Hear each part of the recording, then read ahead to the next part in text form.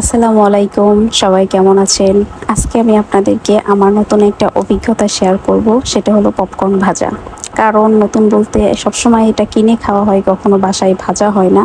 তো আজকে দুপুরে যখন বাইরে গেছি তো দেখি যে কোথাও পপকর্ন পাচ্ছি না, মানে দুপুর টাইম তো, মানে পপকর্ন হচ্ছে বিশেষ করে ভ্যানে থাকে রাস্তার আশেপাশে, তো সেই দোকানগুলো বিকেল বা সন্ধ্যার টাইমে বেশি বসে, যার কারণে আমি পাইনি।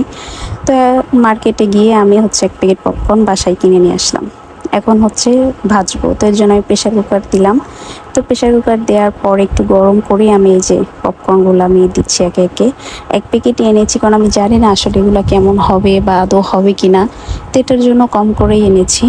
তো সবগুলো পপকর্নে আমি প্রেশার কুকারের মধ্যে দিয়ে আমি ঢাকনা দিয়ে ঢেকে রাখলাম। তো এইভাবে প্রথমে ঢাকনা দিয়েছি, তো তারপরে ভাবলাম একটু দেখি কেমন হয়। তো দেখলাম একটা একটা করে ফুটছে, আবার ভয়ও করে যে আল্লাহ যদি এটা ফুটে চোখে লাগে, কানে লাগে, মুখে লাগে, তাহলে তো অবস্থা খারাপ। তো এভাবে আমি অনেক সময় ঢেকে দিচ্ছি, আর একটু পর পর আমি উঠাচ্ছি। এজন্যই বারবার উঠাচ্ছি যে আমার পপকর্নগুলা কি আসলেই হচ্ছে নাকি পাতিল পুড়ছে। তো দেখতেছি যে মাশাআল্লাহ খুব ভালোই হচ্ছে। তো এগুলো যদি আরও কয়েক প্যাকেট একসাথে দেয়া যায় হয়তো অনেক বেশি হবে। তো ফাইনালি আমার পপকর্ন ভাজা কমপ্লিট। অনেক সুন্দর হয়েছে, আর খেতেও একদমই খুবই মজাদার, মানে কিনতে যেমন থাকে তার থেকেও বেশি মজা।